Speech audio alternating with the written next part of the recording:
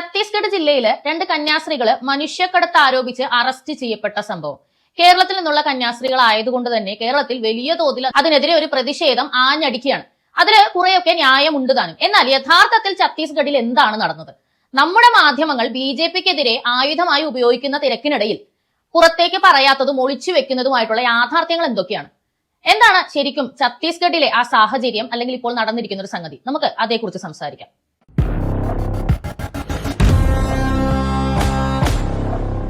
വിഷയത്തിലേക്ക് വരുന്നതിന് മുമ്പായിട്ട് സംഭാവനകളുടെ കാര്യം പ്രേക്ഷകരെ ഓർമ്മിപ്പിക്കുകയാണ്. എനിക്ക് ഇപ്പോൾ ഞാൻ ചെയ്യുന്ന ഈ വീഡിയോയ്ക്ക് കൂലി തരുന്നത് നിങ്ങൾ പ്രേക്ഷകരാണ്. ശരിക്കും എനിക്ക് കൂലി തന്നുകൊണ്ടിരുന്ന യൂട്യൂബും ഫേസ്ബുക്കും ഒക്കെ കുറെ ആളുകളുടെ റിപ്പോർട്ട് വിശ്വസിച്ച് നമ്മുടെ വരുമാനം നിലച്ച് പോകുന്ന ഒരു അവസ്ഥയിലേക്ക് എത്തി നിൽക്കുന്നത് കൊണ്ടാണ് നിങ്ങളോട് സാമ്പത്തികമായിട്ട് പിന്തുണ ചോദിക്കുന്നത്. സോ കുറച്ച് നാളത്തേക്ക് നമ്മുടെ ഈ ഒരു പ്രതിസന്ധി സാഹചര്യങ്ങളൊക്കെ മാറുന്നത് വരെ സാമ്പത്തികമായി എന്നെ സഹായിക്കുന്നത് തുടരുക എന്ന് അഭ്യർത്ഥിക്കുകയാണ്. So back to the topic. ഞാനിപ്പോ നിങ്ങളെ ഒരു വീഡിയോ കാണിക്കാം. ഈ കന്യാസ്ത്രീകൾ ജോലിക്കായി കൊണ്ടുപോവുകയായിരുന്നു എന്ന് പറഞ്ഞിട്ടുള്ള 3 പെൺകുട്ടികളിൽ ഒരു പെൺകുട്ടി പോലീസിനും അവിടുത്തെ മാധ്യമങ്ങൾക്കും കൊടുത്ത ഒരു മൊഴിയാണിത്. അത് കാണാം. हमको बोले कि आगरा में खाना मतलब कि सिस्टर मन के लिए खाना बनाना है, तो आप लोग मतलब कि ऐसे ऐसे करना करके बताए हमको। कौन बताए?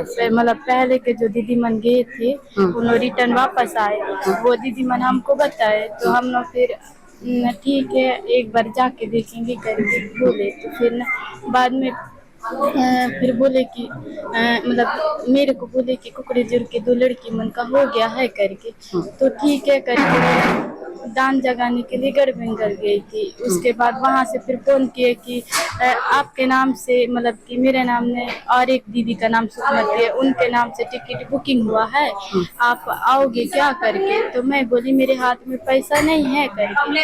तो फिर ना बोले कि हम लोग पैसा दे देंगे करके बोले। तो ठीक है करके हम लोग आ रहे थे। पैसा दिए? कितना पैसा दिया आपको आने जाने के लिए? मतलब बुकिंग किए हैं, हमको नहीं दिए। अच्छा, आने के बाद भी ऐसा लग रहा था कि मैं नहीं जाऊंगी, अगर मैं वापस अपने नारायणपुर जाऊंगी, ऐसा लग रहा था? जी मैं। तो आप क्यों नहीं बोले जाऊंगी करके? तो मैं भैया कब से निकले घर से? घर से रात को 9 बजे से निकले मैं।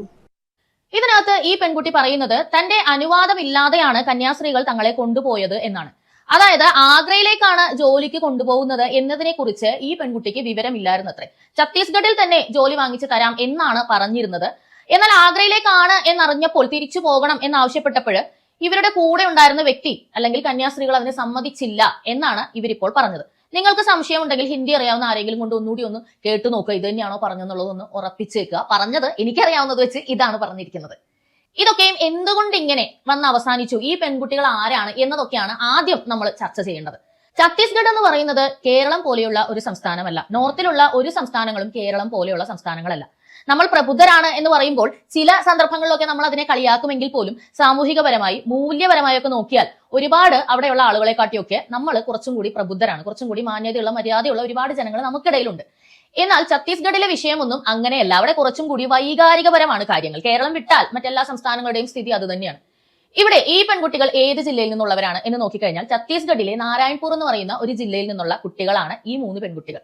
ഈ ജില്ലയുടെ പ്രത്യേകത എന്താണ്? ഇന്ത്യൻ സർക്കാർ നക്സലുകളുടെ പിടിയിൽപ്പെട്ടിട്ടുള്ള തിരിച്ചിരിക്കുന്ന 7 ജില്ലകളിൽപ്പെട്ട ഒന്നാണ് നാരായൺപൂർ എന്ന് പറയുന്ന ഈ ജില്ല. അതിനെ പറയുന്നത് ബസ്തർ ഡിവിഷൻ എന്നാണ്. അതിൽപ്പെട്ട ഒരു ജില്ലയാണ് ഈ നാരായൺപൂർ. പുറത്തുനിന്നുള്ള ആളുകൾക്ക് വളരെ ഈസി ആയിട്ട് മറ്റ് ജില്ലകളിലൊക്കെ കടന്നു ചെല്ലുന്നത് പോലെ അങ്ങോട്ടേക്ക് കടന്നു ചെല്ലാൻ കഴിയില്ല.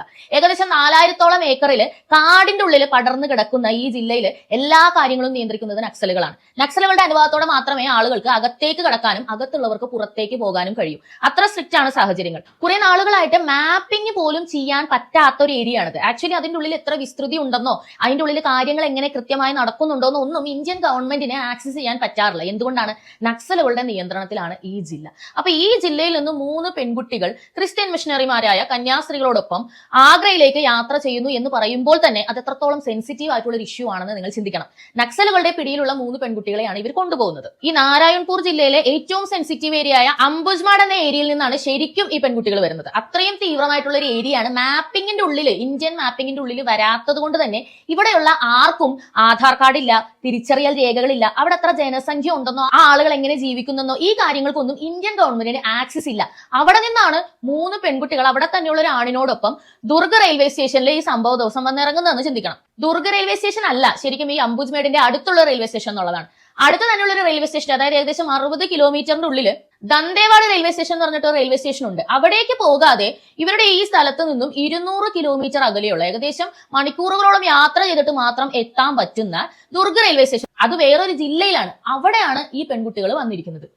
എങ്ങനെയാണ് ഇത് ആളുകളുടെ ശ്രദ്ധയിൽപ്പെടുന്നതെന്ന് വെച്ചാൽ, ഈ 2 പെൺകുട്ടികളിൽ ഒരാൾ പോകണം എന്ന രീതിയിലുള്ള അസ്വസ്ഥത പ്രകടിപ്പിക്കുന്നത് കണ്ടുകൊണ്ടാണ് അവിടെ വന്ന് ടി ഇതിനകത്ത് ഇടപെടുന്നത്.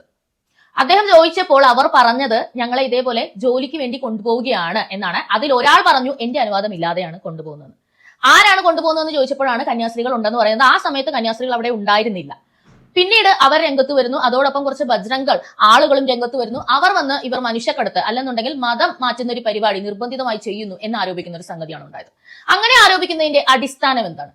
ക്രിസ്ത്യൻ മിഷണറിമാർ മതം മാറ്റുന്നുണ്ടോ ഇല്ലയോ എന്നതൊക്കെ അവിടെ നിൽക്കട്ടെ. ഛത്തീസ്ഗഡിലെ ഒരു നിയമത്തെ പറ്റിയാണ് ഈ ഒരു സമയത്ത് നമ്മൾ അറിയേണ്ടത്. കേരളത്തിൽ ഇല്ലാത്തൊരു നിയമമാണ്, കേരളത്തിൽ അതിന്റെ ആവശ്യം വന്നിട്ടില്ലാത്തതുകൊണ്ടായിരിക്കണം. എന്നാൽ ഛത്തീസ്ഗഡിലുള്ള നിർബന്ധിത മതപരിവർത്തനം നിയന്ത്രിച്ചുകൊണ്ടുള്ള ഒരു നിയമം നിലവിലുണ്ട്. ഈ നിയമം കൊണ്ടുവന്നത് BJP അല്ല, കോൺഗ്രസ് സർക്കാർ ഛത്തീസ്ഗഡ് ഭരിച്ചിരുന്ന സമയത്താണ് ഈ നിയമം വരുന്നത്. കോൺഗ്രസ് ഭരിച്ചിരുന്ന പല സംസ്ഥാനങ്ങളിലും ഇപ്പോഴും ഈ നിയമം ഉണ്ട്. അവരാണ് ഈ നിയമം നിലവിൽ കൊണ്ടുവന്നത്. എന്തുകൊണ്ടാണ്? സ്വന്തമായിട്ട് മതം മാറാൻ എല്ലാവർക്കും അവകാശമുള്ള ഒരു രാജ്യമാണ് ഇന്ത്യ. ഒരു മതേതര രാജ്യം തന്നെയാണ്. എനിക്ക് ഇഷ്ടമുണ്ടെങ്കിൽ സ്വമേധയാ കുറച്ചു നാൾ ഒരു മതം പിൻപറ്റി നിന്നതിന് ശേഷം എന്റെ ഡോക്യുമെന്റ്സ് അടക്കം മാറ്റിക്കൊണ്ട് എനിക്ക് ലീഗലി ഇവിടെ മതം മാറാം. എന്നാൽ പണം തന്നോ ഭീഷണിപ്പെടുത്തിയോ പ്രകോപിപ്പിച്ചോ പ്രലോഭിപ്പിച്ചോ പേടിപ്പിച്ചോ ഒന്നും മതം മാറ്റാൻ പാടുള്ളതല്ല എന്ന നിയമമാണ് ഇത്. അല്ലാതെ മതം മാറാൻ പാടില്ല എന്ന നിയമമല്ല എന്നുള്ളതാണ് മനസ്സിലാക്കേണ്ടത്. ഒരു ഫോഴ്സിന്റെ പേരിൽ നിർബന്ധിച്ചിട്ട് മതം മാറ്റം ഉണ്ടാകാൻ പാടില്ല.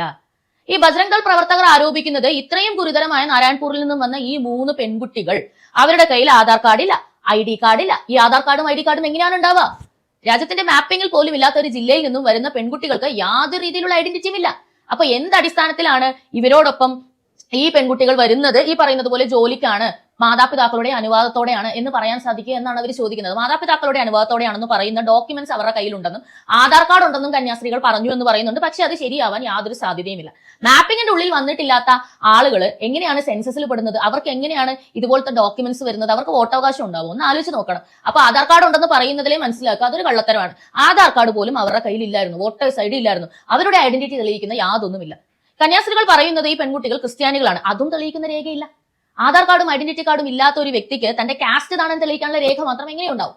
അതും തെളിയിക്കപ്പെട്ടിട്ടില്ല. കാര്യം എന്തു തന്നെയായാലും ഗുരുതരമാണ്. പെൺകുട്ടികളിൽ ഒരാൾ എന്റെ അനുവാദം ഇല്ലാതെയാണ് എന്നെ കൊണ്ടുപോകുന്നത് എന്ന് പോലീസിന് മുന്നിൽ പറഞ്ഞിരിക്കുന്നത്. ബജ്രംഗ് പ്രവർത്തകര് രംഗത്തെത്തിയത് എന്തുകൊണ്ടാണ്? അവരെന്തിനാണ് ഇതിനകത്ത് ഇടപെടുന്നത്? അവർ BJPയുടെ ഒരു പോഷക സംഘടനയിലെ എന്നൊക്കെ പറയുന്ന ആളുകളുണ്ട്. ബജ്രംഗ് പ്രവർത്തകര് വിശ്വഹിന്ദു പരിഷത്തുമായിട്ട് ബന്ധപ്പെട്ട് പ്രവർത്തിക്കുന്ന ഒരു സംഘടനയാണ്. തീവ്ര മതചിന്തയുള്ള ഒരു സംഘടന തന്നെയാണ്. അവരെപ്പോഴും ഈ പറയുന്ന നിർബന്ധിത മതം മാറ്റത്തിനെതിരെ രംഗത്ത് വന്നിട്ടുണ്ട്. നല്ല രീതിയിൽ അവർ പ്രതിഷേധിച്ചിട്ടുണ്ട്. എന്തുകൊണ്ട് പ്രതിഷേധിച്ചിട്ടുണ്ട്? ആ സംസ്ഥാനത്ത് നിലനിൽക്കുന്ന ഒരു നിയമമാണ്. ആ നിയമത്തിനെതിരെ പ്രവർത്തിക്കുന്നതായി ഒരാൾ തോന്നിക്കഴിഞ്ഞാൽ അവിടെയുള്ള ഏത് പൗരനും അതിനെതിരെ നിയമപരമായിട്ട് നടപടിക്ക് വേണ്ടിയിട്ട് മുന്നോട്ട് പോകാം. ഇവിടെ പൊതു താല്പര്യ ഹർജികൾ എന്നൊരു സംഗതിയുണ്ട്. അറിയാമല്ലോ എന്തുകൊണ്ടാണ് പൊതു താല്പര്യ ഹർജികൾ ഉള്ളത്? ഞാൻ നേരിട്ട് ഇടപെടാത്തൊരു കേസാണ്, പക്ഷെ അതൊരു സാമൂഹിക വിപത്താണ് എന്ന് തോന്നുകയാണെങ്കിൽ എനിക്ക് അതിനെതിരെ നിയമപരമായിട്ട് രംഗത്ത് വരാം. അതിനെനിക്ക് വേറെ ഒരു അവകാശം വേണ്ട. ഞാൻ ഈ രാജ്യത്തെ പൗരനായാൽ മാത്രം മതി. അപ്പൊ ബജ്രംഗ് പ്രവർത്തകർ എന്തായാലും ഇവിടുത്തെ പൗരന്മാരാണ്, പ്രത്യേകിച്ച് ഛത്തീസ്ഗഡിലെ നേറ്റീവാണ്. അതുകൊണ്ട് തന്നെ അവിടെ അങ്ങനെ ഒരു സംഭവം നടക്കുമ്പോൾ അവർക്ക് പോലീസിനെ അറിയിക്കാനും അവരെ അറസ്റ്റ് ചെയ്യിപ്പിക്കണം, ഇങ്ങനെ ഒരു സംഭവം ഉണ്ടെന്ന് റിപ്പോർട്ട് ചെയ്യാനുള്ള എല്ലാ റൈറ്റ്സും ഉണ്ട്. BJPയുടെ ഭാഗമായാലും കമ്മ്യൂണിസ്റ്റിന്റെ ഭാഗമായാലും അവർക്ക് ആ റൈറ്റ്സ് ഉണ്ട്. അതുകൊണ്ട് നിങ്ങൾ അതിനെ ഉള്ളിൽ വരുന്നതെന്നൊന്നും ചോദിക്കാൻ പറ്റില്ല. രണ്ടാമതായി ചിന്തിക്കേണ്ടത് ഈ പറയുന്ന കന്യാസ്ത്രീകൾ ഒരു ഡോക്യുമെന്റും ഇല്ലാത്ത 3 പെൺകുട്ടികളെയാണ് കൊണ്ടുപോകാൻ വേണ്ടി ശ്രമിച്ചിരിക്കുന്നത്. രണ്ടാമതായിട്ട് അവിടെ വേറൊരു നിയമം കൂടി നിലവിലുണ്ട്. Chhattisgarh private placement agencies act 2013. ഇതെന്താ പറയുന്നതെന്ന് വെച്ച് കഴിഞ്ഞാൽ ആ നാട്ടിൽ നിന്ന് വ്യാപകമായിട്ട് ആളുകൾ ഇങ്ങനെ പുറത്തേക്ക് ജോലിക്ക് വേണ്ടിയിട്ട് റിക്രൂട്ട് ചെയ്യുന്ന ഒരു പരിപാടി ഉണ്ടായിരുന്നു. ഛത്തീസ്ഗഡ് ജില്ലയിൽ നിന്നും ആരെങ്കിലും കൊണ്ടുപോവുകയാണെന്നുണ്ടെങ്കിൽ അവരെയൊക്കെ ഈ ഹൗസ് ഹോൾഡ് പോലത്തെ കാര്യങ്ങൾക്ക് വേണ്ടിയിട്ടാണ് കൊണ്ടുപോയിക്കൊണ്ടിരുന്നത്. അവർക്കൊന്നും വിദ്യാഭ്യാസം ഇല്ലല്ലോ എന്ന കാരണത്താൽ അവരെ താഴെക്കടയിലുള്ള പണികൾ എടുപ്പിക്കാൻ. താഴെക്കടയിലുള്ള പണി എന്ന് പറയുന്നത് ശരിയല്ല, എല്ലാ പണിയും ഡിഗ്നിറ്റിയുള്ള ജോലി തന്നെയാണ്. പക്ഷേ കൂടുതലും അവരെ ക്ലീനിങ് പോലുള്ള കാര്യങ്ങളൊക്കെ ഏൽപ്പിക്കാനൊക്കെ കൊണ്ടുപോകാൻ തുടങ്ങിയപ്പോൾ അവരൊരു നിയമം ഉണ്ടാക്കി. ആ നിയമമാണിത്. പ്രൈവറ്റ് ആയിട്ടുള്ള ഒരു ടീം ആരെങ്കിലും ഇവിടെ നിന്ന് റിക്രൂട്ട് ചെയ്ത് കൊണ്ടുപോവുകയാണെന്നുണ്ടെങ്കിൽ അവരുടെ കയ്യിൽ സൂക്ഷിക്കേണ്ട കുറച്ച് ഡോക്യുമെന്റ്സ് ഉണ്ട്. ഒന്ന്, ഏത് സ്ഥാപനത്തിലേക്കാണ് ഇവർ പോകുന്നത്, അതുമായിട്ട് ബന്ധപ്പെട്ട എഗ്രിമെന്റ്, അല്ലെന്നുണ്ടെങ്കിൽ അവരുടെ ഒരു അപ്പോയിന്റ്മെന്റ് ലെറ്റർ. അതുകൂടാതെ ഈ ഏജൻസിക്ക് ഒരു ലൈസൻസ് വേണം, ഗവൺമെന്റിന്റെ അംഗീകൃതം കിട്ടിയെന്നുള്ളതിന്റെ ഒരു ലൈസൻസ് വേണം. ആ ലൈസൻസ് ഉള്ള ഒരു ആൾക്കാർക്ക് മാത്രമേ ഈ പറയുന്ന ഡോക്യുമെന്റ്സോട് കൂടി ഇവരെ കൊണ്ടുപോകാൻ വേണ്ടി സാധിക്കൂ. ഞാൻ സ്വമേധയാ പോവാണെന്നുള്ള സമ്മതപത്രം വേണം. 18 വയസ്സിൽ താഴെയുള്ള പിള്ളേരാണെന്നുണ്ടെങ്കിൽ കൊണ്ടുപോകാൻ പാടില്ല. 18 വയസ്സിന് മേളിലാണെങ്കിൽ സ്വയം അറ്റസ്റ്റ് ചെയ്തിട്ട് ഞാൻ എന്റെ സ്വന്തം ഇഷ്ടപ്രകാരമാണ് പോകുന്നത് എന്നൊരു സംഗതി വേണം.